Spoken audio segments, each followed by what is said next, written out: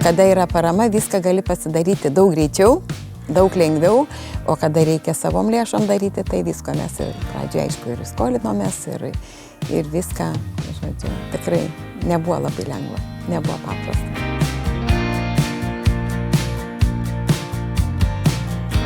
Pačioje pradžioje, kai pradėjom dirbti, tiesiog nebuvo sraigėm rinkos.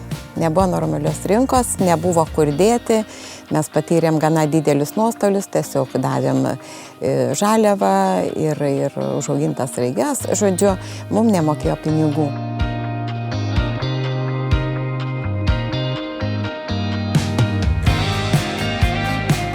Mes kada pradėjom auginti sraiges, dar niekas ir neaugino, nes buvom vieni iš pirmųjų augintojų, tai reikėjo pritaikyti Lietuvos klimatui viską, tai buvo pakankamai sudėtinga, kadangi nieko nemokėjom, nieko nežinojom, teko mokytis iš savo klaidų. Mes turėjom gana didelį ūkį pasidarę, dar 12 km nuo čia, darėmės didelius aptvarus, kasėmės kūdras, žodžiu, ir planavom, visiškai planai kiti buvo, mes planavom auginti tik žaliavą ir ją parduoti. Bet gavosi kaip gavosi, kada nebuvo rinkos, viską sunaikinom, pasidarėm nedidelius plotus prie namų, kad nereikėtų toli važiuoti ir pradėjom mokytis patys iš savęs. Taigi skaičiavom po vieną mažą sraigiuką, kiek į 1 kvadratinį metrą galim išleisti ir, žodžiu, mums buvo rekomenduota žadinti sraiges ir pradėti veisimą sausio mėnesį. Mes šiuo metu atsistojom ant 1 kovo, tai gerokai vėliau, kada viskas gavosi paprasčiau. Kadangi nebereikia sraigiukų jokiose dėžutėse auginti, kai buvo rekomendacijos, tai buvo labai dideli, iš tikrųjų dideli ir sunkus darbai, galima sakyti. Taigi, atėjo toks laikas, kada turėjom apsispręsti arba auginti, arba daryti kažką, kad galėtume parduoti.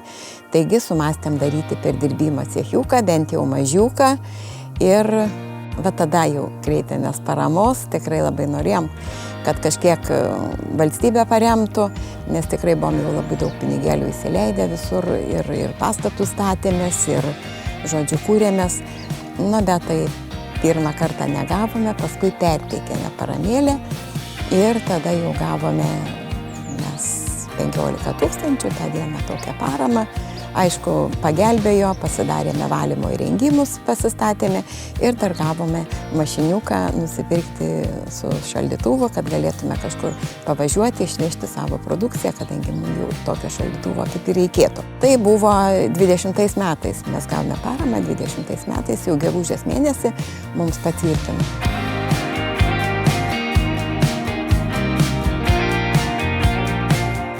Tikrai pagelbėjo. Ir šiuo metu tikrai esam patenkinti, tikrai turime kur padėti sraiges, kada persidirbam patys į produktą. Tai be abejo, siunčiame dalį ir per autobusų siuntas, kada šaltesnis oras jau sutarėm, tikrai žmonių prašančių yra. Niekur netiekiam, viską parsiduodam savo kaimo parduotuvėje ir sunaudojam gana nemažą kiekį, edukacijom, degustacijom, dirbam su žmonėm, priimam ekskursijas. Kada labai nori, viską gali pasiekti, tik reikia nesustoti.